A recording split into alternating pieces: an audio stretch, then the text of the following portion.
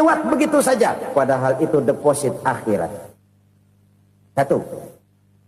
Yang kedua, perbendaharaan surga itu apa? Wa kitmanul musibah, menyembunyikan kesulitan. Kadang orang takut menghadapi kesulitan, tapi makin kita merenung, hidup ini kan sebenarnya urusan. Takut sama urusan, ya jangan hidup. Tandanya orang hidup itu kalau punya urusan. Urusan melupakan problem. Problem sering menimbulkan kesulitan. Kesulitan bukan untuk ditakuti, tapi untuk diatasi dan dicarikan jalan keluarnya. Siapa sih orangnya yang gak pernah sulit-sulit? Makin tinggi status sosialnya, makin gede urusannya. Makin tinggi kualitas imannya, makin berat tingkat kesulitannya. Cuma memang yang namanya enak itu seperti pelangi. Biang lala itu nggak pernah di atas kepala kita, di atas kepala orang melulu. Lu sih enak lu, kata kita. Dia juga bilang yang enak kan lu. Pelangi itu nggak pernah di atas kepala kita. Kata tukang beca, aduh enak ya naik Mercy. Kata tukang beca, apa yang di dalam mobil Mercy? Aduh enak bener tukang beca, di jok ngeringkuk ngorok pules bener. Saya kamar pakai AC, sejuk, tempat tidur sutra, empuk, alga, spring bed, gula kulik, nggak bisa pulas kalau belum minum Valium, belum tidur. Enak bener tukang beca, di jok ngorok nggak tahu wetan kulon. Si tukang beca bilang yang di Mercy enak, yang di Mercy bilang tukang beca enak. Inilah enak, nggak pernah di atas kepala kita, di atas kepala orang lain melulu enak itu. Nah, saudara-saudara,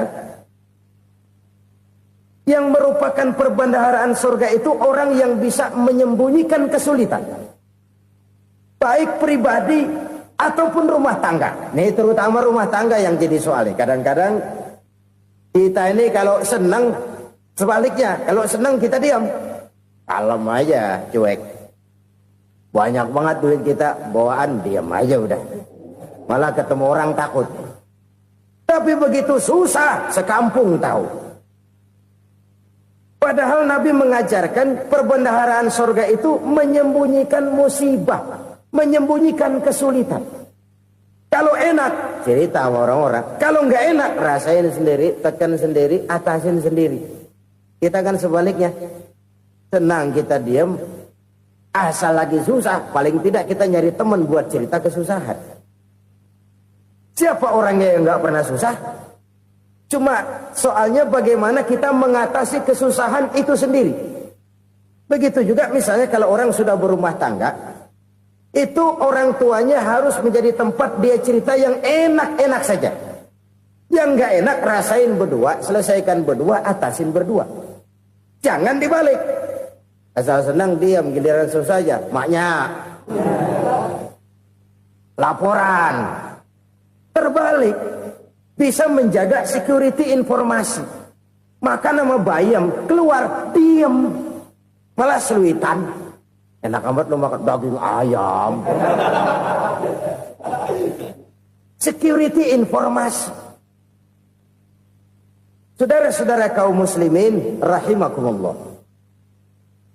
Ujian yang terberat itu yang pernah diberikan kepada para nabi, para rasul, para aulia, para ulama. Makin tinggi keimanan, makin berat bentuk kesulitan. Ayo saya kemukakan satu contoh saja. Ada seorang nabi yang kaya. Nabi kaya. Namanya Nabi Ayub.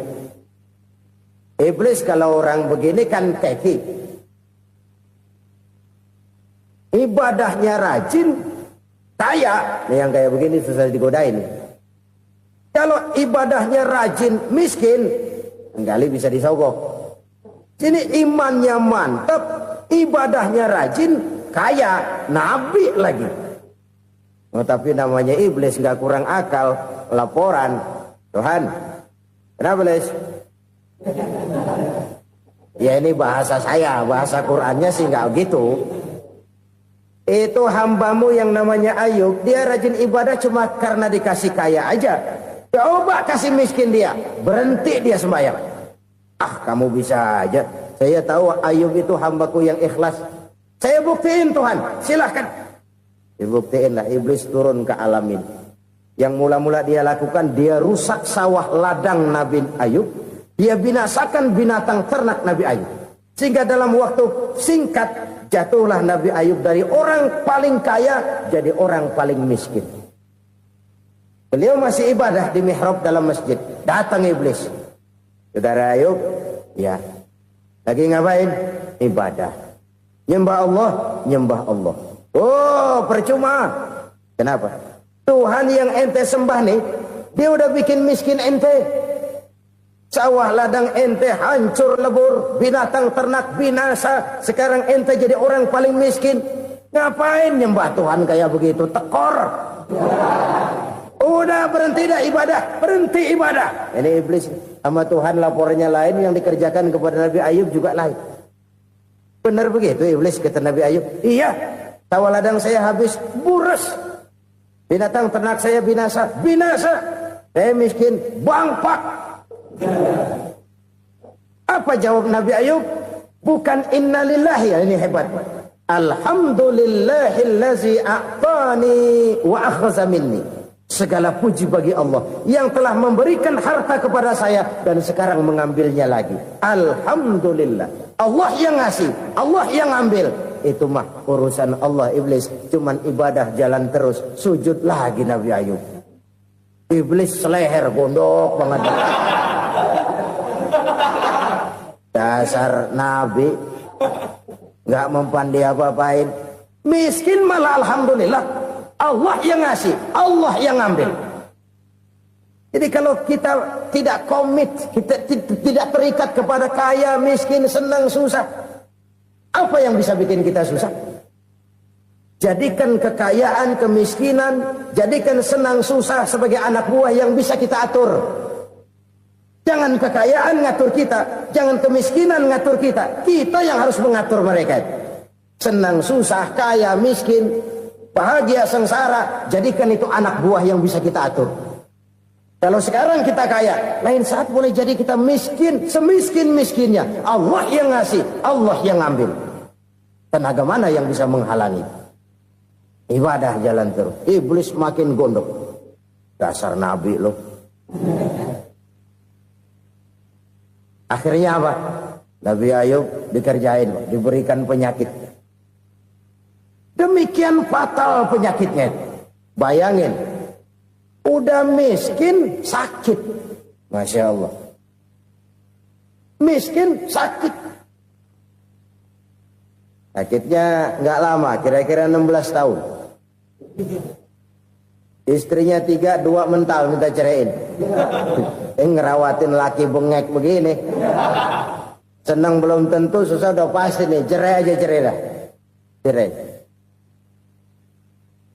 Tinggal satu Siti Rahmah yang setia menemani beliau. Sesetia-setianya hati perempuan. Satu saat Siti Rahmah bilang, "Bang, ya, abang kan Nabi, Bang. Lalu, namanya Nabi kan doanya jarang meleset, Bang. Maksud kamu minta kenapa sih sama Tuhan biar abang sembuh, baik dah, Bang?" Siti Rahmah, iya. Saya sakit berapa tahun sih dah? 16 tahun, Bang. Sebelum ini saya sehat berapa tahun? Ya kira-kira 60 tahun, Bang. Nah, coba ente banding-bandingin, Rahmah. Saya dikasih sehat 60 tahun, dikasih sakit 16 tahun. Sudah nggak sabar mau doa kepada Allah minta sembuh. Saya malu kepada Allah. Diuji dengan yang luar biasa seperti ini, tidak mengganggu stabilitas kehambaannya. Dia tetap menghamba kepada Allah Subhanahu wa ta'ala. Saudara-saudara kaum muslimin rahimakumullah. Kunci menghadapi kesulitan itu apa? Allah jelaskan dalam satu ayat, wa basyiris sabirin alladzina iza asabathum musibah qalu inna lillahi wa inna ilaihi raji'un. Gembirakan orang-orang yang sabar. Siapa mereka itu?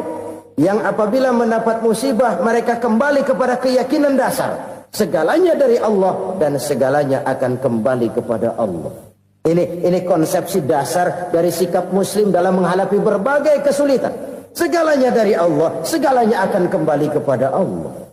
Kalau ini sudah kondisi dasarnya, maka kita akan lapang menghadapi kenyataan bagaimanapun pahitnya. Apakah itu namanya miskin? Apakah itu namanya sakit? bahkan maut sekalipun, segalanya dari Allah, segalanya akan kembali kepada Allah. Ini sikap hidup, bukan sekedar ucapan. Kita kadang-kadang menjadikannya sebagai ucapan.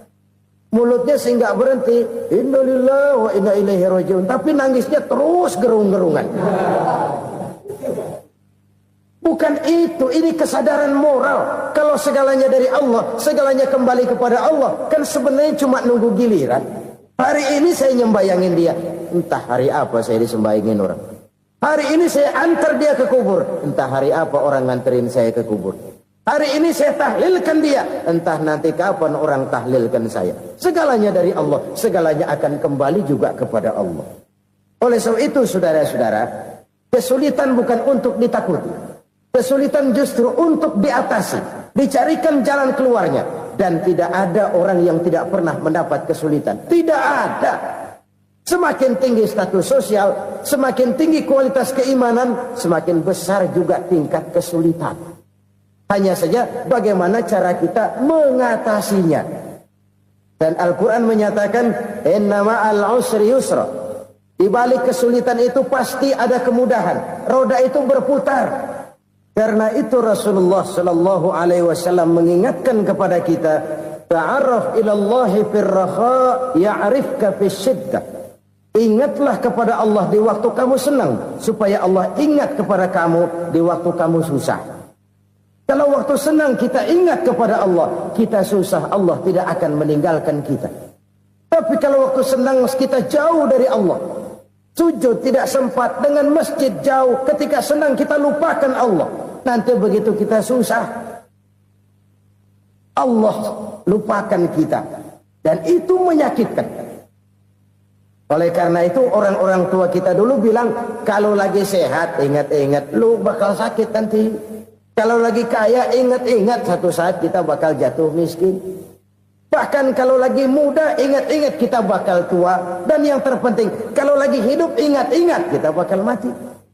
Saudara-saudara kaum muslimin rahimakumullah. Jadi yang kedua yang merupakan perbendaharaan surga, menyembunyikan musibah. Saudara-saudara kaum muslimin rahimakumullah. Hal ketiga yang merupakan perbendaharaan surga adalah wasilatur rahmi. Orang yang suka bersilaturahmi. Sebagaimana yang kita maklum bahwa manusia adalah makhluk yang disebut zon politika. Makhluk sosial yang tidak mungkin hidup sendiri-sendiri. Betapa dan siapapun kita memerlukan orang lain. Bodoh betul manusia kalau tinggal di tengah masyarakat tapi tidak mau bermasyarakat. Merasa hebat sendiri, pinter sendiri, gagah sendiri, kaya sendiri. Mungkin kalau mati juga ngubur sendiri. Jangankan kita di sini. Di sorga saja Nabi Adam waktu sendirian bengong melulu, mondar mandir. Allah tegur dam sepi dam. Jadi ini kalau bahasa saya, iya Tuhan sepi ini nggak ada coret-corekan pisan ini. Diciptakan Siti Hawa baru anteng Nabi Adam. Itu di sorga. Cobalah. Umpamanya saudara tinggal di Jakarta nih. Kayak bener. Apaan aja di Jakarta punya saudara dah. Jembatan Semanggi ambil. Monas, Buntel bawa pulang. Hotel-hotel ambil semua. Cuman tinggal di Jakarta sendirian. Apa enaknya? Betapa dan siapapun kita perlu orang lain. Tidak ada seorang pun yang bisa memenuhi kebutuhan hidupnya secara sendiri-sendiri. Nah, Islam telah menyelamatkan manusia dari ras diskriminasi. Mengikat manusia dengan persaudaraan yang berlandaskan kepada akidah. Karena itu dianjurkan bersilaturahmi. Bahkan Nabi menyatakan, Man arada ayyubsata lahu fi rizkihi wa yunsa'a fi atharihi falyasil rahimah. Siapa yang kepengen diluaskan rezekinya dan dipanjangkan usianya, banyaklah ia bersilaturahmi. Siapa yang kepengen dimudahkan rezekinya, hendaknya ia banyak bersilaturahmi. Kalau banyak teman, kesulitan kan paling tidak ada tempat cerita. Udah susah, sendirian kita pikirin diri, nggak ada tempat tukar pikiran. Cepet banget sama bengek. Dilawan sendiri. Nah, secara makro kita bisa berkata, tidak mungkin ada kemenangan kalau tidak ada kekuatan. Tidak ada kekuatan kalau tidak ada kesatuan dan persatuan. Tidak mungkin ada kesatuan dan persatuan tanpa semangat silaturahmi. Kalau umat Islam mau menang, dia harus kuat. Kalau umat Islam mau kuat, dia harus bersatu. Kalau umat Islam mau bersatu, dia harus membudayakan silaturahmi ini. Bahkan sampai-sampai kata Nabi, kalau bisa cari nilai tambah. Apa? Silman koto'ak. Bersilaturahmilah kau kepada orang yang marah denganmu. Masya Allah, indahnya ajaran agama kita. Orang yang marah pun kepada kita, kata Nabi, kalau bisa bersilaturahmilah kepadanya, kepada orang yang marah itu. Di situ nilai tambah. Cuman jujur nih hadis, ngucapinnya gampang, ngamalinnya yang berat banget. Orang marah sama kita, kita disuruh silaturahmi, ada apa malu? Lu marah, ada gue marahan lagi. Tunggu pikirin. Saudara-saudara kaum muslimin rahimakumullah. Tapi ini yang diajarkan, bahkan ini yang dicontohkan oleh baginda Rasul. Bagaimana begitu mudah, misalnya satu saat Abu Jahal ini ngatur strategi bagaimana bikin Muhammad celaka. Dia gali lubang di depan tempat tidurnya. Dia tutupin daun korma. Terus dia panggil seseorang, ke sini. Kasih tahu Muhammad, pamannya sakit keras, minta ditengokin. Berangkat orang ini ke sana. Muhammad, labbaik. Pamanmu sakit keras, dia minta ditengokin. Baik, saya akan datang menjenguk beliau. Berangkatlah Nabi ke rumah Abu Jahal tanpa prasangka apapun. Abu Jahal udah pasang setil, selimut 3 rangkap setengah dipakai. Persis kayak orang meriang. Tapi sembari ngintip dari balik selimut. Begitu Muhammad buka pintu, nah, masuk perangkap nih. Muhammad jalan menuju tempat pembaringan. Makin lama makin dekat, makin lama makin dekat. Makin dekat ke lubang yang dipasang oleh Abu Jahal itu.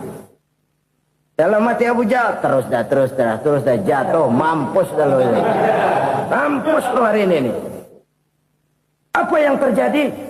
Malaikat Jibril datang. Muhammad, pamanmu cuma pura-pura sakit. Di depan tempat tidurnya ada lubang perangkap supaya kamu jatuh ke situ. Sudah, kamu pulang. Balik kanan Nabi. Sudah hampir jatuh ke lubang, balik kanan, pulang. Bayangin kecewanya Abu Jahal. Muhammad dikit lagi, Muhammad dikit lagi. Enggak, paman, saya pulang aja. Emosi bangun dari tempat tidur, enggak sadar kalau lagi pura-pura sakit. Lompat ngejar Nabi, dia lupa dengan lubang yang dia gali. Usrak, nyemplung sendiri ke dalam lubang.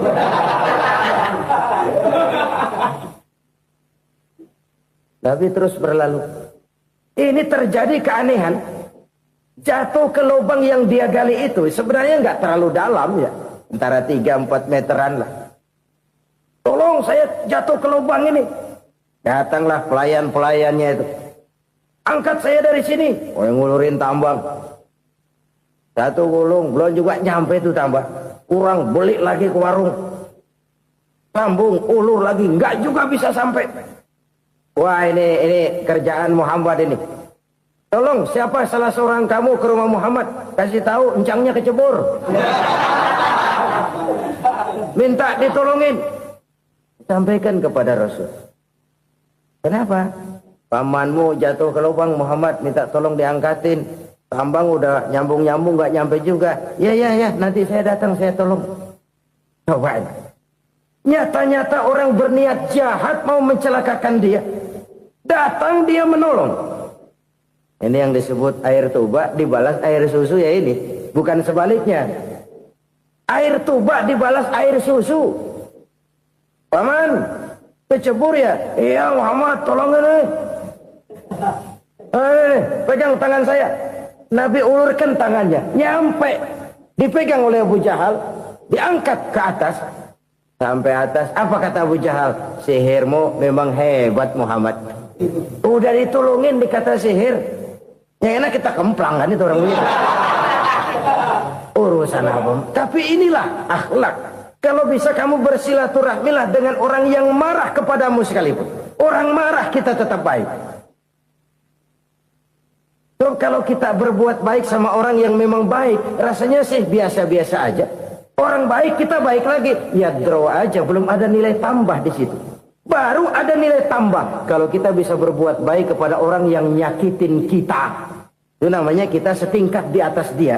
Dia sakitin kita, kita berbuat baik sama dia. Dia pelit sama kita baik sama dia. Dia marahin kita deketin dia. Di situ kita punya nilai tambah. Jadi siapa yang ingin diluaskan rezekinya, kata Nabi, dan dipanjangkan umurnya, hendaklah ia banyak-banyak bersilaturahmi. Sederhana sebenarnya silaturahmi, tapi silaturahmi membangkitkan semangat kesatuan dan persatuan. Kesatuan dan persatuan melahirkan kekuatan. Dalam matematika 1 ditambah 1 pasti 2. Tapi di tengah masyarakat, 1 orang takut ditambah 1 orang takut, hasilnya jadi 2 orang setengah berani. Kenapa setengah berani? Karena udah berdua. Tadi pan takut sendirian. Kalau dia kumpul turu-turu takutlah jadi berani. Kita yang lemah, kita yang tidak berdaya, kita yang miskin, kalau mau kompak bersatu, apa yang nggak bisa kita kerjain? Apalagi tinggal di kota besar, pilihan cuma 2. Bertahan atau minggir. Bertahan atau minggir. Untuk bisa bertahan harus mampu bersaing. Untuk mampu bersaing harus punya keahlian. Keahlian harus ditunjang dengan pendidikan, ditambah oleh kekompakan sebagai umat. Udah miskin mencar mulu, orang injek gitu. Orang nggak pandang urusan apa yang malu. Oleh karena itu, silaturahmi pada hakikatnya merupakan roh dari ukhuwah yang diajarkan oleh agama kita. Bagaimana Islam menyelamatkan masyarakat manusia dari ras diskriminasi, mengikat manusia, dan tidak ada persaudaraan yang lebih indah selain persaudaraan yang diikat dengan nilai-nilai akidah. Sepanjang orang di jalan Allah, itulah saudara kita. Keluar dia dari jalan Allah, selesailah persaudaraan sampai di situ. Karena itu, kalau ingin menyimpan sesuatu di surga, banyaklah bersilaturahmi.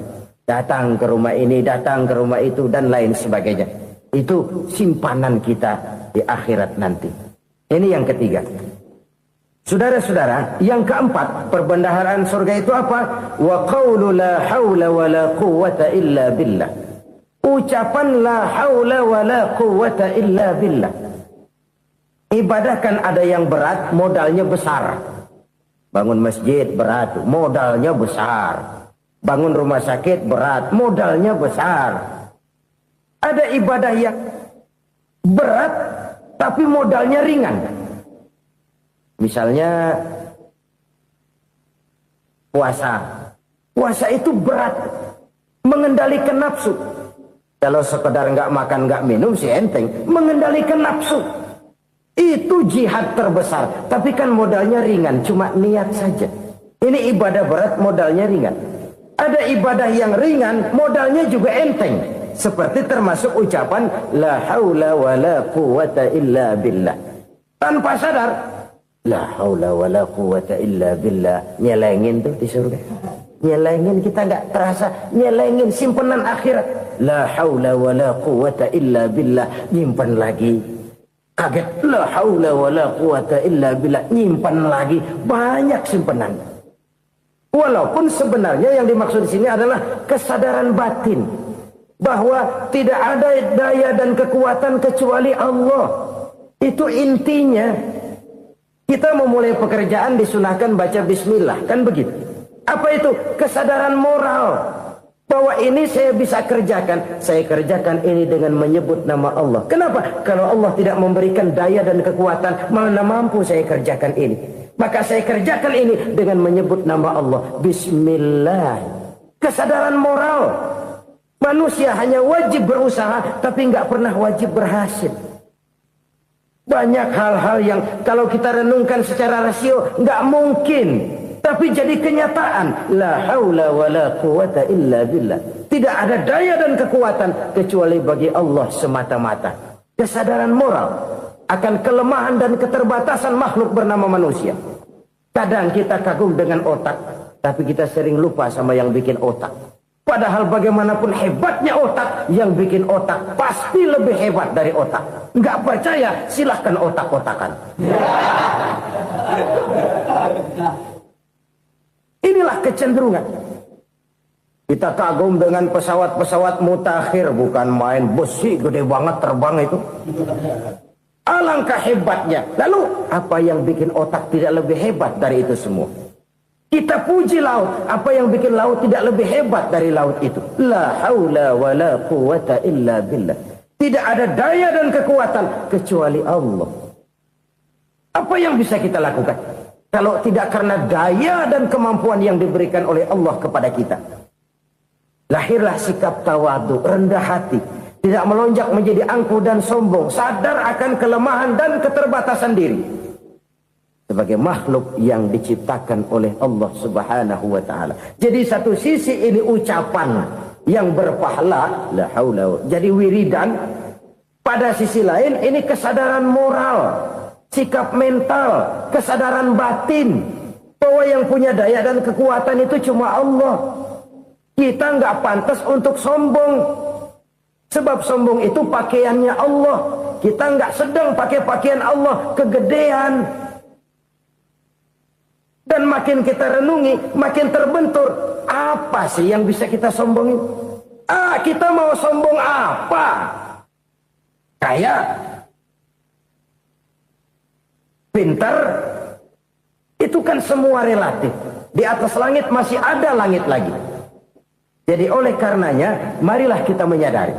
Manusia hanya wajib berusaha, tapi tidak pernah wajib berhasil. Yang berusaha saja tidak wajib berhasil, apalagi yang tidak berusaha. Islam bukan agama orang pemalas yang selesai sholat lalu endelohom, nggelenggem ayem-ayem. Tapi Islam bukan agama orang sombong yang setelah berusaha lalu tidak memerlukan Allah.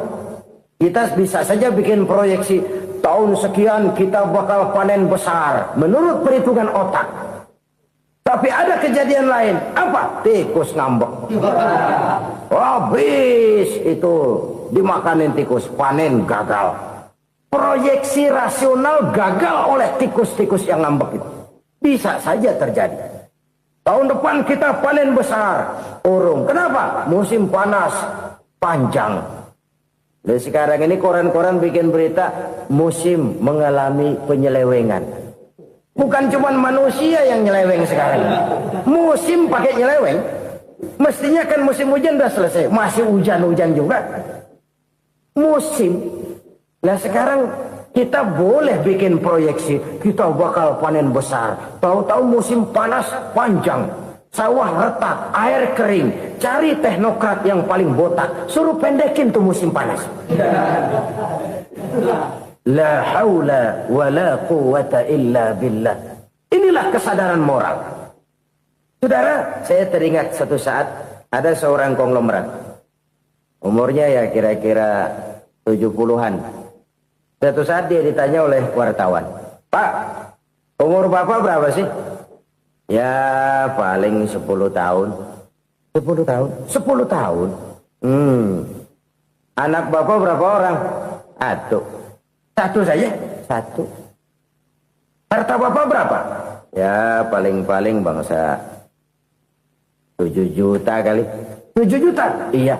Pak, kenapa Bapak bohongi saya? Bapak punya buku biografi.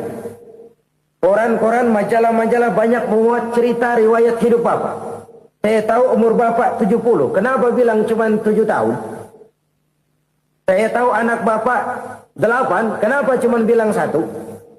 Saya tahu harta Bapak miliaran, mungkin triliunan. Pabrik di mana-mana, bank di mana-mana. Kenapa bilang uang Bapak cuma 7 juta? Nah, kata si konglomerat tadi, kamu benar nak, kamu benar. Umur saya kalau jumlahnya memang 70 nak. Cuman ingat-ingat saya, baru 7 tahun terakhir ini saya sujud. Baru 7 tahun terakhir ini saya berusaha dekat dengan Allah. Saya laksanakan perintahnya. Saya jauhi larangannya. 7 tahun inilah rasanya yang ada nilainya di hadapan Allah. Yang 63 tahun matong, kelabu, kelem umur gue. Habis untuk maksiat, untuk munkarat. Maka ketika ditanya tadi, umur saya 7 tahun itu. Oh begitu Pak. Oh iya. Lalu anak Pak. Anak bapak kan 8. Kenapa bilang cuma 1? Nah, kalau jumlah hitungannya memang anak saya 8. Tapi dari 8 orang ini rasanya cuma 1 nih. Yang bakal jadi buah hati, belahan jantung. Pelanjut cerita, penerus sejarah. Bakal jadi anak soleh yang akan mendoakan saya. Cuma 1 rasanya anak saya ini yang bakal jadi buah hati saya. Besar-besaran saya. Yang akan mendoakan di kubur saya. Yang akan mendoakan di akhirat saya. Yang 7 orang mana, Masya Allah, yang atu tenggeng, yang atu nyekek botol mulu, yang atu nggak karu-karuan. Makanya saya bilang 1 anak saya yang akan bisa mendoakan saya. Oh begitu Pak. Iya. Nah harta Pak, harta Bapak kan triliunan, pabrik Bapak di mana-mana, uang Bapak hampir di tiap bank-bank besar. Kenapa bilang cuma 7 juta? Betul kau nak. Harta saya kalau jumlahnya memang miliaran, triliunan mungkin. Tapi yang saya ingat baru 7 juta tuh yang saya belanjakan di jalan Allah. Saya nyumbang masjid, saya santuni yatim piatu, saya bantu pembangunan pesantren, saya bantu pembangunan rumah sakit Islam. Itu yang akan saya bawa pulang ke akhirat, yang 7 juta itu. Yang triliunan itu nanti akan diperebutkan oleh anak-anak saya sebagai waris saya. Jadi harta saya 7 juta itu yang bakal nemenin saya di akhirat. Yang akan saya bawa pulang jadi teman saya. Saudara-saudara kaum muslimin, jangan-jangan orang tua itu adalah kita-kita ini. Jangan-jangan kita-kita ini adalah orang tua itu. Jangan-jangan itu potret dari diri kita masing-masing. Dari sekian umur yang diberikan Allah, berapa tahun yang ada nilainya di hadapan Allah? Dari sekian anak-anak yang merupakan amanah, berapa yang akan mendoakan kita sebagai orang tuanya menjadi anak soleh? Dari sekian banyak harta yang diberikan Allah, berapa yang akan kita bawa pulang menghadapnya nanti, yang kita belanjakan di jalan Allah? Ini sebuah potret kehidupan. Karena itu kita kembali kepada la haula wa la quwata illa billah. Kita wajib berusaha, kita wajib berikhtiar. Selebihnya, segala daya dan kekuatan hanya milik Allah saja semata-mata. Satu kesadaran batin dari setiap pribadi muslim. Setelah ia berusaha dan berikhtiar, ia menyerahkannya kepada Allah Subhanahu wa ta'ala. Jadi, satu sisi ini merupakan wiridan ucapan yang mengandung pahala. Pada sisi lain, ini merupakan sikap batin dari seorang muslim di dalam ia menghadapi realitas kehidupan ini. Saudara-saudara kaum muslimin, rahimakumullah. Kalau ini kita jadikan satu basis kehidupan, maka ini akan menyelamatkan manusia dari kemungkinan tergelincir menjadi orang yang lupa diri dan lupa darat. Sebab itu Imamul Ghazali berpesan, Jadidis safinah fa innal bahra amiq wa khuziz zad fa inna safara ba'id wa khaffifil hamla fa innal hamla sadid. Perbarui selalu kapalmu karena lautan sangat dalam. Bawa bekal yang banyak karena perjalanan ini sangat jauh. Ringankan beban karena kebanyakan beban akan menyakitkan. Alangkah indah kalimat ini, alangkah dalam makna yang terkandung di sana. Perbarui selalu kapalmu karena lautan sangat dalam. Apa artinya ini? Jaga mentalmu baik-baik. Pelihara imanmu baik-baik karena hidup penuh cobaan seperti lautan. Kita kalau berlayar di lautan kan kadang-kadang tenang, angin bertiup sepoi-sepoi basah. Jika malam datang, bintang gemintang bertabur menghias cakrawala. Rembulan memantulkan sinarnya dengan indah. Dalam keadaan begitu berlayar enak. Tapi lain saat ombak menggunung, halilintar menyambar, angin topan bertiup.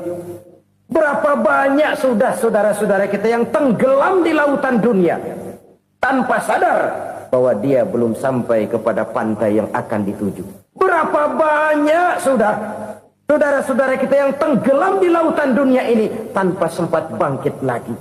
Dia menyangka sudah sampai kepada tujuannya. Hati-hati kapal jangan sampai bocor karena lautan sangat dalam. Iman ini jaga baik-baik karena hidup penuh dengan ujian. Wa khuzizat fa inna safar ba'id. Bawa bekal yang banyak karena perjalanan sangat jauh. Saudara mau ke Bandung, bawa duit. Saudara mau ke Surabaya, banyakan lagi duitnya. Saudara mau ke Mekah, gepokan, iketan tuh duit nggak lembaran lagi. Makin jauh perjalanan, makin banyak bekal yang harus kita bawa. Kalau saudara dari Jakarta mau ke Surabaya, kagak bawa duit berangkat juga, itu sih bukan berani namanya, nekat. Sampai Surabaya belum tentu, sengsara di jalan udah pasti. Kenapa? Nggak bawa bekal berangkat. Sama juga kita nih, misalnya belum sempat sembahyang, mati. Waduh, berani banget orang. Belum punya bekal, mati. Sengsara di jalan. Atau bekal tidak cukup. Dari Jakarta saudara mau ke Surabaya, bawa duit 500 perak. Paling jauh Cikampek nyampenya itu. Paling jauh itu. Antara jauhnya perjalanan dengan bekal yang saudara bawa tidak seimbang. Hidup ini perjalanan panjang. A walking tour. Dimulai dari alam arwah. Sebelum jasad diciptakan, roh diciptakan lebih dulu. Dari situ pindah ke alam rahim. Dari alam rahim pindah ke alam dunia. Dari alam dunia pindah ke alam barzah. Baru menuju akhirat. Satu perjalanan panjang. Kalau bekal tidak bawa, sengsara di jalan. Bawa bekal yang banyak karena perjalanan ini sangat jauh. Wa khaffifil hamla, ringankan beban karena beban itu cuma akan menyulitkan. Kalau bekal itu sih keperluan, tapi beban nggak kita perluin, cuma ngeberat-beratin. Apa ini beban? Dosa, kecurangan, kebatilan, kezoliman, ketidakadilan, kesewenang-wenangan. Itu akan jadi beban kita di akhirat. Alangkah celakanya, perjalanan panjang, bekal tidak bawa, beban kelewat banyak, alamat sengsara di jalan. Pahala tidak ada, dosa berlipat ganda. Na'udzubillah, summa na'udzubillah. Kalau kita rangkum nasihat Al-Ghazali dengan kisah si konglomerat tadi, kita akan mengambil kesimpulan. Pertama, bekal terbaik dalam menghadapi gejolak kehidupan ini tidak lain adalah iman. Yang kedua, pahala dan dosa. Dua hal kontroversial. Pahala adalah bekal, dosa adalah beban. Tapi kita sekarang kan tidak begitu terangsang kepada yang abstrak. Orang berlomba mencari yang konkret-konkret saja. Yang real. Kalau memang dosa, benjol dong. Kira-kira begitu. Kira-kira begitu. Persis orang Yahudi dulu. Orang Yahudi itu kan pernah minta kepada Nabi Musa. Ya Musa, lan nu'mina laka hatta narallaha jahrah. Musa, kami nggak bakal mau beriman kepada Allah kalau belum kami lihat Allah ada nongkrong di depan kami. Kalau memang Tuhan ada, taruh dong di depan kami. Mau yang konkret-konkret saja. Kalau memang dosa, benjol dong. Kalau memang pahala, berasa dong. Orang terangsang kepada yang real, yang konkret-konkret saja. Karena itu, untuk mengejar dosa, orang mau bayar. Tapi untuk mengejar pahala, walaupun tidak bayar, orang segan. Ini yang dikatakan oleh Nabi, kamu mengharapkan ke surga, tapi kamu berat melaksanakan sesuatu yang bisa membawa kamu ke surga. Kamu ingin jauh dari neraka, tapi tiap saat kamu lakukan perbuatan-perbuatan yang justru menjerumuskan kamu ke neraka. Idda'aitum an-najata minan nar wa ramaitum fiha anfusakum. Kamu ingin selamat dari neraka, tapi kamu lemparkan diri kamu ke neraka. Kamu ingin masuk surga, tapi berat sekali kamu melakukan perbuatan-perbuatan yang bisa menyampaikan kamu di surga. Saudara-saudara kaum muslimin, rahimakumullah.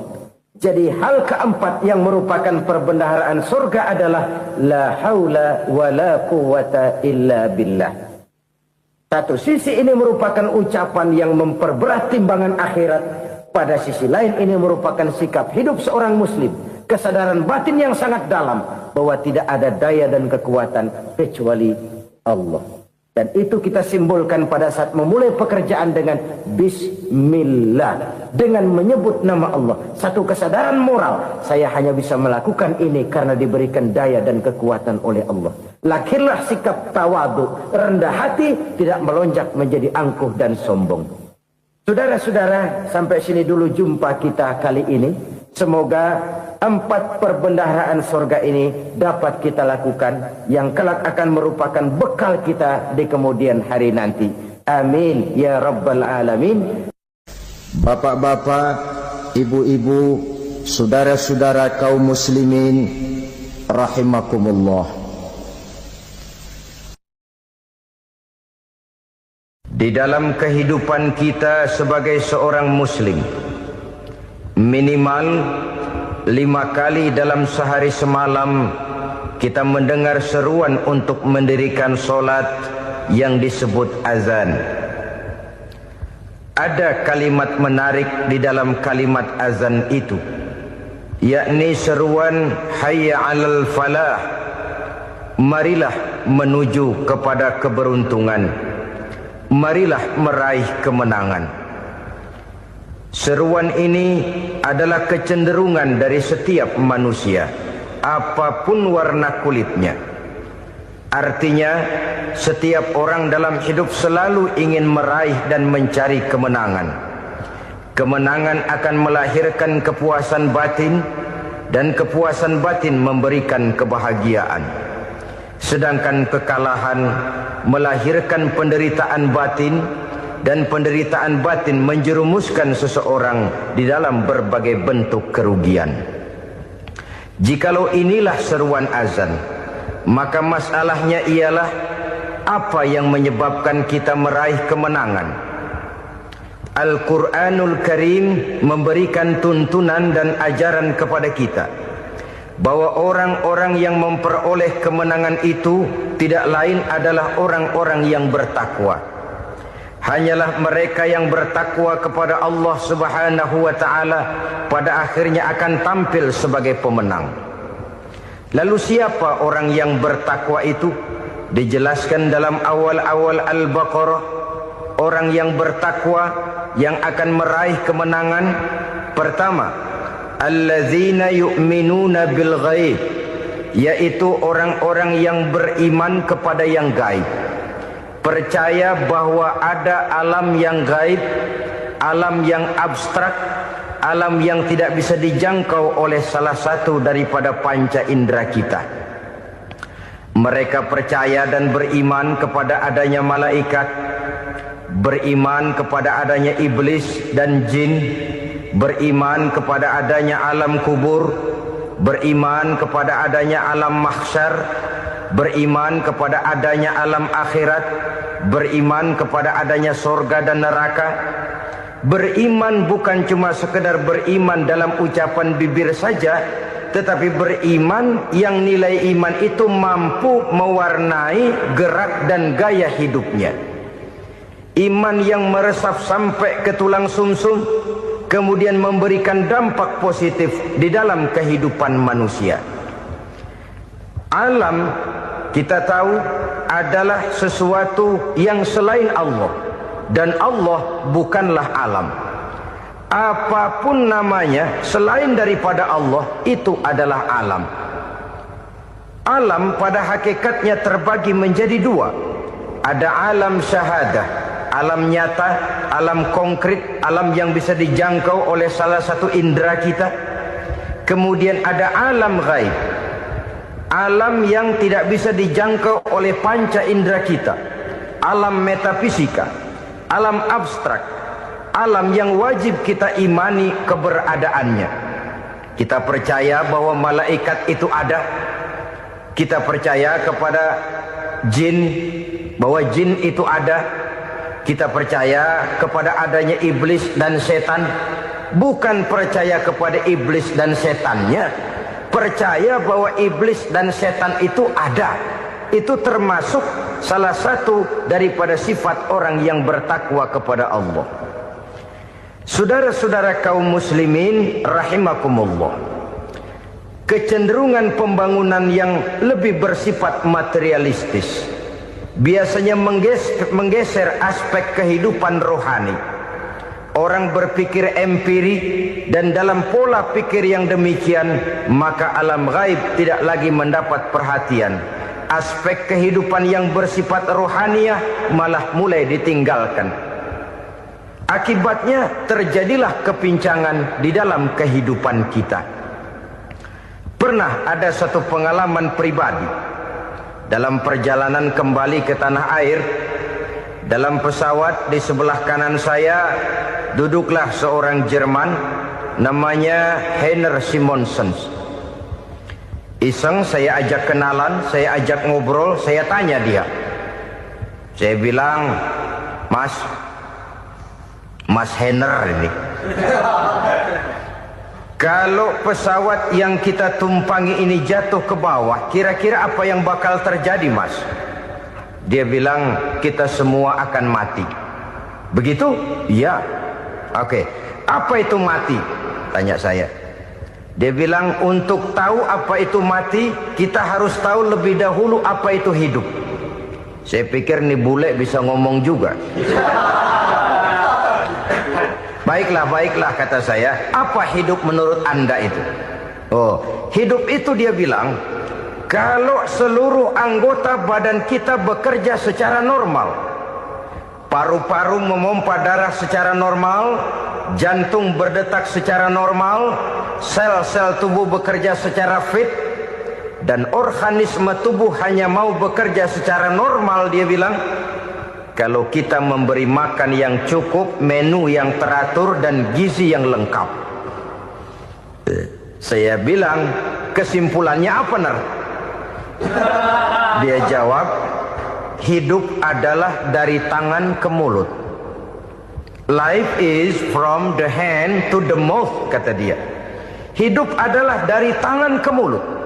Jadi masalah hidup tidak lebih daripada masalah isi perut. Orang pergi pagi, pulang sore, peras keringat, banting tulang, perut yang dibelain.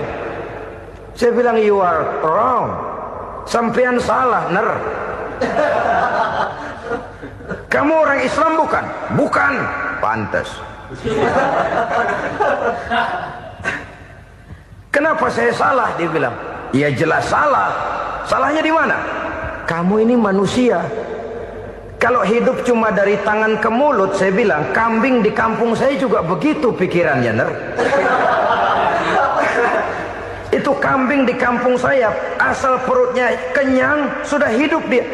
Perkara besok bagaimana, lusa prospeknya macam mana, bulan depan ada apa, kambing nggak pernah mikir. Di kampung saya kambing juga pikirannya begitu. Kamu Kristen ya? Tadinya.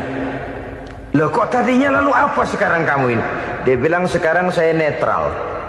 Saya tidak beragama, tapi saya percaya kepada Tuhan sebagai pencipta alam. Saya ingat benar dia bilang, I haven't any religious, but I believe to God as the creator of the world. Kenapa bisa netral begitu, Ner? Habis saya bingung katanya. Islam bilang Islam baik, Kristen bilang Kristen baik, Hindu Buddha bilang Hindu Buddha baik, semua agama baik. Saya netral sekalian, nggak beragama. Yang penting saya percaya kepada Tuhan. Saya bilang, Ner, kamu ini kayak orang mau beli celana, lalu bingung. Yang satu bilang Levi's bagus, yang satu bilang Blue Jean hebat, yang satu bilang Wool England hebat. Celana ini hebat, celana itu bagus, celana ini hebat. Semua celana bagus, kamu bingung. Akhirnya netral, tidak pakai celana. Itu juga salah. Saya pikir-pikir, kemudian saya melihat bahwa dua pola berpikir Heiner ini nampaknya sudah mulai menggejala di lingkungan masyarakat bangsa kita. Disadari atau tidak, secara jujur kita harus berkata, dua pola pemikiran Heiner ini mulai berkembang di tengah masyarakat bangsa kita. Pertama, pola pikir materialisme. Hidup adalah dari tangan ke mulut. Masalah hidup tidak lebih masalah isi perut. Itu yang perlu dibela, dan disitulah arti kehidupan. Pergi pagi pulang sore, peras keringat banting tulang untuk mempertahankan perut. Kalau sudah kemari cara orang berpikir, maka buat apa percaya kepada yang gaib? Untuk apa sholat? Untuk apa puasa? Untuk apa zakat? Untuk apa menghadiri majelis taklim? Tanpa kepercayaan kepada yang gaib, hidup berjalan menurut alur empiris dan materialis. Kalau sudah ke sana cara orang berpikir, biasanya orang lalu cenderung menghalalkan segala cara. Hanyalah orang yang percaya bahwa akhirat ada. Hanyalah orang yang percaya bahwa alam kubur itu ada. Hanyalah orang yang percaya bahwa malaikat itu ada, hidupnya akan lebih terarah dan terkendali. Karena kepercayaan kepada yang gaib, yang merupakan fase daripada kehidupan setelah hidup yang sekarang ini, mewarnai gerak pribadi seseorang di dalam dia melakukan kegiatan hidupnya. Pola berpikir materialisme, disadari atau tidak, mulai menggejala di lingkungan masyarakat bangsa kita. Hidup tidak lebih dari urusan tangan ke mulut, mulut ke tangan, tangan ke mulut. Asal perut sudah kenyang, hiduplah sudah. Perkara bagaimana prospek hari yang akan datang, bagaimana akhirat, tidak jadi persoalan. Ini yang oleh Nabi diperingatkan, ad-dunya sijnul mu'min wa jannatul kafir. Dunia adalah penjara bagi orang beriman dan surga bagi orang kafir.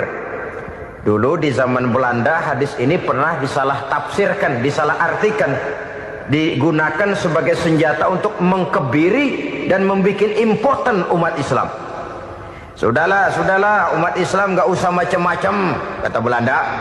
Dunia ini kan penjara buat orang Islam, surga buat orang kafir. Di penjara jangan bertingkah.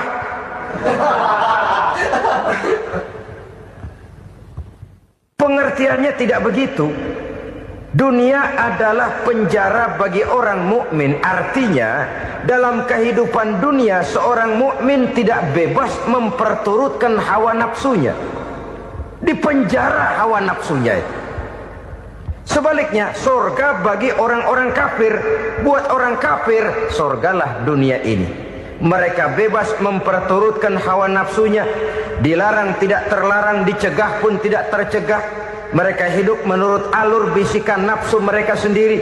Kemudian bila ajal datang, maut merenggut nyawa, selesailah surganya sampai di situ. Maka bagi orang-orang yang tidak percaya kepada adanya akhirat, kepada adanya alam gaib, surganya sebatas umurnya. Sekali lagi, surganya sebatas umurnya. Bila umur selesai, ajal pun datang merenggut nyawa, selesailah sudah surganya sampai di situ. Alangkah pendeknya perjalanan orang-orang yang tidak percaya kepada alam gaib ini. Bagi kita mukmin, jikalau kita mampu memenjarakan hawa nafsu, kita bisa bahagia di dunia ini. Dan Islam memang tidak menyuruh kita sengsara di dunia. Raih dunia, kejar dunia, gapai dunia sebagai alat untuk mencapai kebahagiaan di akhirat nanti. Hidup adalah satu perjalanan panjang yang terbentang sejak kita terlahir dari alam rahim sampai kepada alam akhirat nanti. Andai kata kita gagal meraih kebahagiaan di dunia, toh kita masih punya akhirat. Tapi jangan jadi dalil yang melemahkan semangat. Biarin dah kita di dunia kebelangsak, yang penting akhirat. Akhirnya dunia benar-benar kebelangsak. Bagaimana dunia ini bisa kita raih, dan bagaimana meraih dunia untuk menunjang kepentingan akhirat nanti. Yang kedua, dari pikiran Heiner yang saya lihat menggejala di lingkungan masyarakat bangsa kita, timbulnya manusia-manusia netral. Seolah-olah Tuhan yes, agama no. Sama Tuhan percaya, agama ogah. Tuhan ngangguk, giliran agama godeng.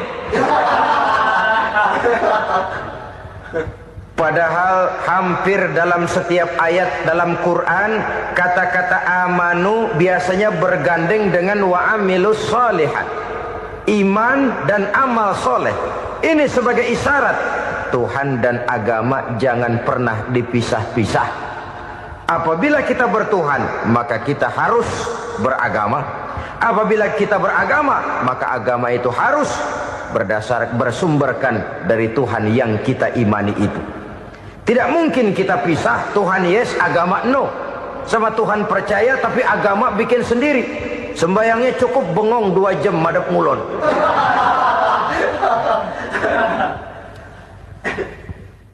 Saudara-saudara kaum muslimin rahimakumullah.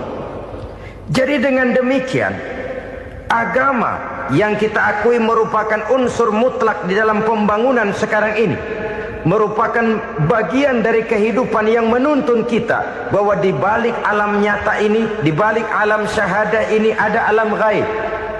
Dan mudabbir, murabbi, yang mengatur, yang menguasai, yang memelihara baik dia alam nyata, baik dia alam gaib, tidak lain adalah Allah Subhanahu wa taala.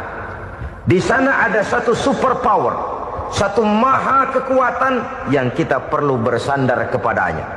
Sebagai makhluk nyata yang hidup di alam nyata, berbuatlah secara nyata sebagaimana harusnya kita berbuat.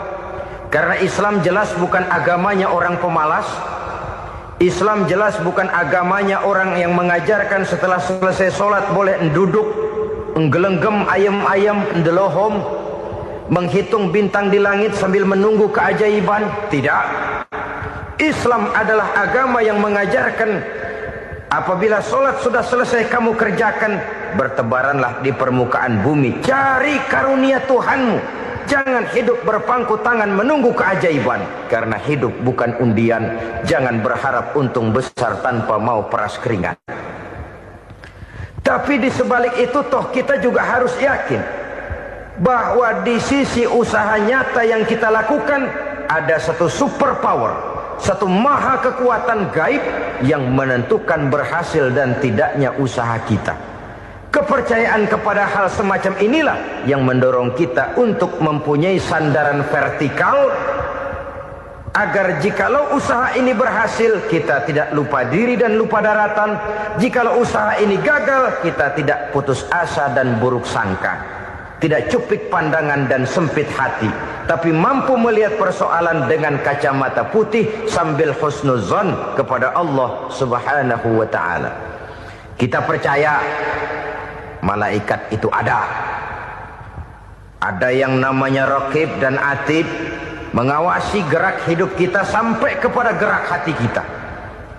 Ini memberikan sugesti agar kita berhati-hati. Tidak sejengkal tanah pun kita bisa berlindung dari pengawasan Raqib dan Atid. Ada Munkar Nakir yang akan menyoal kita di alam kubur. Ada malaikat Malik, penjaga neraka. Ada malaikat Ridwan yang menjaga surga. Kita percaya kepada adanya jin, kita percaya kepada adanya setan, iblis. Percaya kepada adanya, bukan mempercayai si setan, si iblis lalu menjadikannya sebagai teman. Tidak. Percaya bahwa mereka itu ada dan merupakan makhluk Allah yang gaib, yang diciptakan Allah Azza wa Jalla. Kepercayaan kepada alam gaib memberikan motivasi terhadap gerak lahir manusia, sehingga dengan motivasi kepercayaan kepada yang gaib, gerak lahir jadi lebih terarah, jadi lebih terpelihara. Pernah seseorang bertanya, "Pak, apakah adanya akhirat bisa dibuktikan secara ilmiah?" Saya bilang tidak bisa, tidak bisa. Kenapa? Karena yang berangkat nggak pernah pulang kembali lagi. Kalau dia pulang kemari bisa kita tanya bagaimana enak di sono. Cuma secara moral saya katakan, lebih beruntung orang yang percaya kepada akhirat daripada yang tidak. Sekarang saudara percaya akhirat ada, lalu saudara baik-baik di dunia, sholat, puasa, zakat, menolong orang lain, menebarkan kebajikan. Saudara mati, andai kata akhirat tidak ada, toh dalam hidup saudara sudah berbuat baik. Paling tidak nama saudara akan dikenang sebagai orang baik. Sebaliknya, saudara percaya, kata saya, bahwa akhirat tidak ada, lalu hidup semau-maunya, tenggelam dalam maksiat dan munkarat, menentang Allah, tidak mau ruku dan sujud. Lalu saudara mati, kemudian akhirat ada. Ayo, mau apa? Bekal tidak punya. Jadi secara moral lebih beruntung orang yang percaya kepada adanya akhirat daripada yang tidak percaya. Dan itu alam gaib yang tidak bisa dibuktikan secara eksat. Jangankan untuk membuktikan seperti itu, dalam kehidupan sehari-hari saja yang kita rasakan tidak selalu berbentuk toh. Angin, bagaimana sih bentuknya angin? Kita tidak tahu. Merah, buktinya kalau dikerok merah. Yang merah itu kulit, yang kulit kita bukan anginnya. Sakit, rasa sakit itu ada, tapi bagaimana bentuk sakit kita nggak pernah tahu. Kalau kita makan cabai pedas, bagaimana bentuk pedas itu tidak ada, tapi rasa ada. Bentuk pedas hijau, cabainya bukan pedasnya. Tidak semua yang kita rasakan bisa kita gambarkan dalam bentuk yang konkret. Oleh karena itu, sekali lagi bahwa kepercayaan kepada alam yang gaib mampu memberikan satu sugesti yang menata kehidupan seseorang lebih lurus, lebih terarah, dan lebih terkendali. Maka wajar kalau kepercayaan kepada yang gaib mengantarkan seseorang untuk meraih kemenangan. Kenapa? Dia percaya kepada yang gaib, bahwa akhirat ada, bahwa alam kubur ada, bahwa pertanggungan jawab itu ada. Maka dia lalu tidak hidup saenae udele dewe, itu loh. Tidak hidup menurut seleranya sendiri, terarah, teratur. Ini cirinya yang pertama. Orang bertakwa yang akan meraih kemenangan, mereka beriman, mereka percaya kepada yang gaib. Bahkan hal-hal konkret saja selalu berangkat dari yang gaib. Saudara-saudara, para remaja, para pemuda sekarang ini tidak pernah tahu toh siapa yang akan jadi teman hidup saudara. Kita bisa saja ngerancang, mentargetkan, tapi toh akhirnya yang namanya jodoh bukan kekuasaan kita.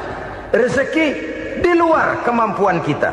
Begitu juga ajal, maut, jodoh, ajal adalah contoh-contoh konkret bahwa pada akhirnya yang gaiblah yang menentukan.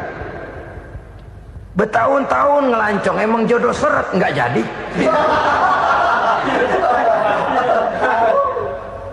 Begitu kenal baru setengah malam nginep ditangkap hansip kan. Hal-hal semacam itu kadang-kadang kita berpikir suuzon, gile, perempuannya cakep banget, lakinya rebek amat. Memang begitulah jodohnya. Memang begitulah jodohnya.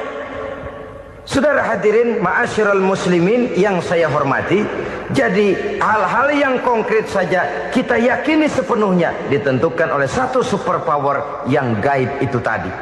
Dari sanalah segala ketentuan itu berangkat dan kesanalah segalanya akan kembali. Maka kepercayaan kepada yang gaib meluruskan gerak hidup seseorang dan itu akan mengantarkan dia kepada meraih kemenangan. Satu. Yang kedua, wa yuqimuna shalah. Orang bertakwa yang akan meraih kemenangan itu adalah orang-orang yang mendirikan sholat. Kenapa sholat mengantarkan orang untuk meraih kemenangan? Yang jelas, inna sholata tanha anil fahsya'i wal munkar. Sholat mampu mencegah manusia dari perbuatan keji dan munkar. Banyak filsafat hidup yang terkandung di dalam sholat ini. Sejak kita wudhu sampai kita menghadap ke arah kiblat, sampai kita melakukan gerak-gerak sholat, bacaan-bacaan yang ada di dalam sholat, lalu sampai kepada mengucapkan salam. Banyak filsafat hidup yang terkandung di dalam sholat. Umpamanya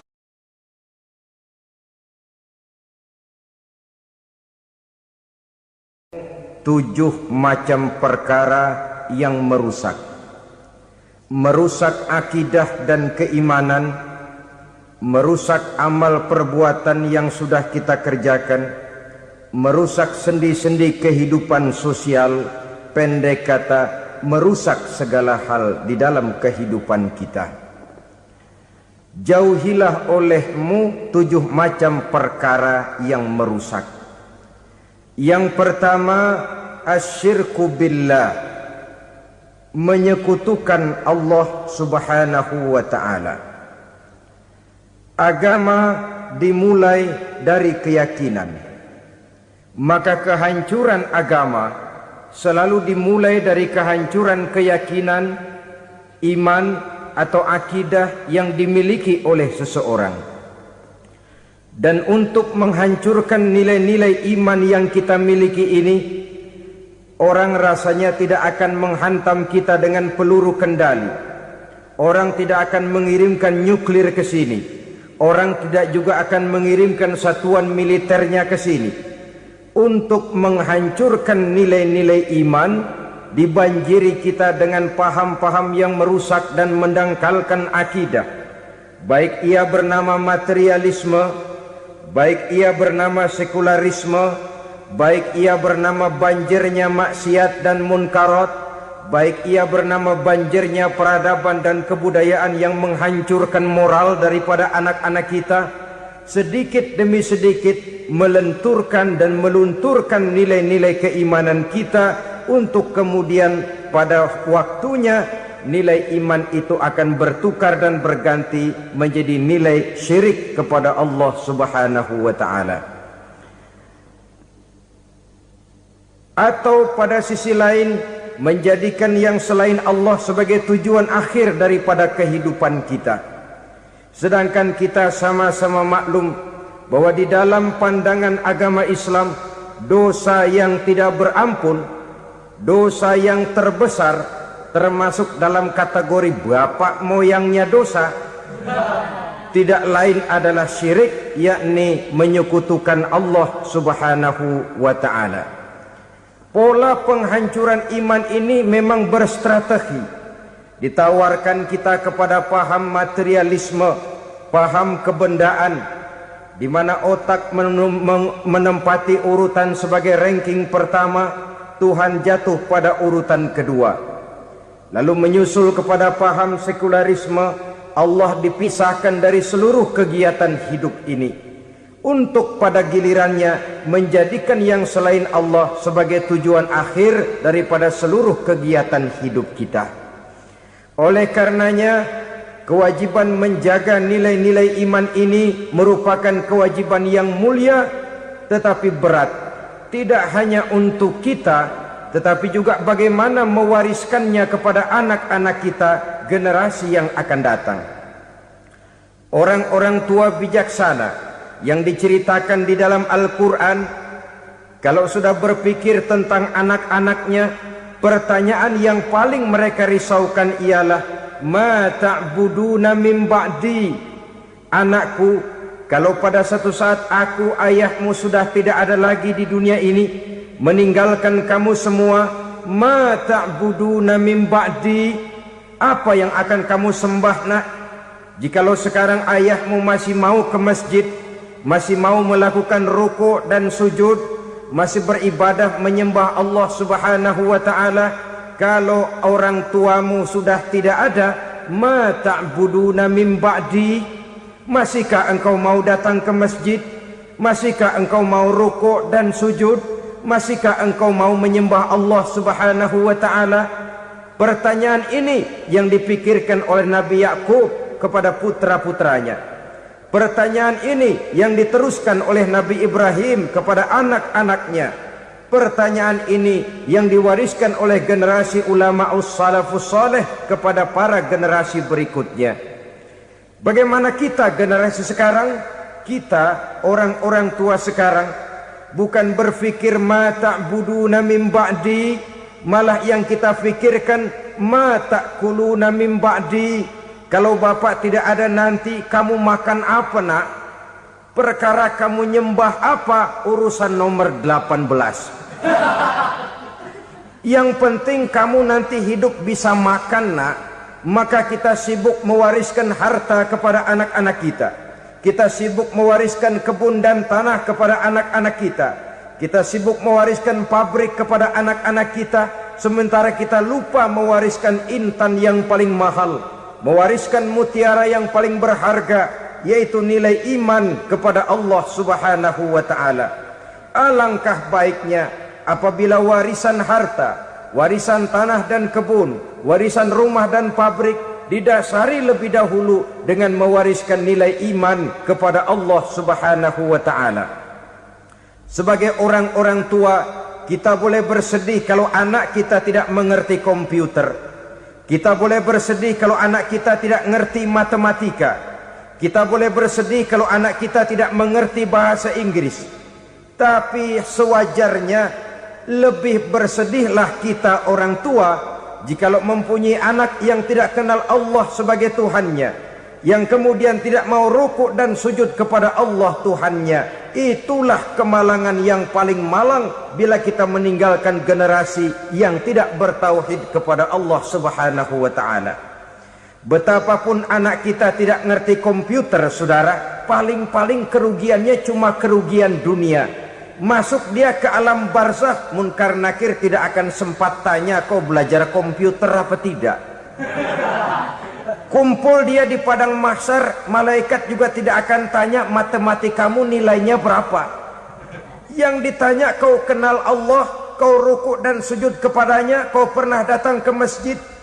Oleh karena itu sekali lagi, menjaga nilai iman tidak hanya untuk kita, tetapi juga mewariskannya kepada anak-anak kita, generasi yang akan datang. Sungguh kemalangan yang paling besar apabila kita meninggalkan anak-anak kita. Mereka kita tinggalkan lemah ekonominya, itu tidak baik. Mereka kita tinggalkan lemah otaknya, itu pun akan membuat mereka tertinggal oleh yang lain. Tapi yang paling celaka, jikalau kita tinggalkan mereka dalam kondisi lemah imannya, rapuh akidahnya, tidak baik dan tidak betul keyakinan hidupnya. Oleh karena itu Nabi berpesan, jauhilah 7 perkara yang merusak. Yang pertama, syirik kepada Allah Subhanahu wa taala. Menyekutukan Allah baik dalam ucapan, dalam keyakinan ataupun dalam perbuatan. Ini perkara pertama yang termasuk 7 perusak besar di dalam kehidupan. Kalau sudah jatuh kita ke lembah syirik, bagaimanapun banyak kebaikan yang kita kerjakan, berjiwa sosial, bertangan pemurah, gemar menolong orang lain, kalau memang dasarnya syirik, maka seluruh kebaikan kita akan hancur, tidak akan ada nilainya dalam pandangan Allah Subhanahu wa taala. Dalam pandangan manusia, mungkin kita dicatat sebagai orang sosial, gemar menolong orang lain, tidak berpangku tangan melihat orang yang mendapat kesulitan. Tapi oleh karena dasarnya syirik, dasarnya tidak mentauhidkan Allah, maka seluruh nilai kebaikan yang kita kerjakan tidak akan ada nilainya dalam pandangan Allah Subhanahu wa taala. Maka jagalah iman kita, jangan sampai dihinggapi penyakit syirik yang bagaimana kecilnya sekalipun. Sekali lagi, baik syirik dalam bentuk ucapan, syirik dalam bentuk keyakinan, sampai kepada syirik dalam bentuk perbuatan, kita berhindar kepada sifat-sifat yang sedemikian itu. Karena apa?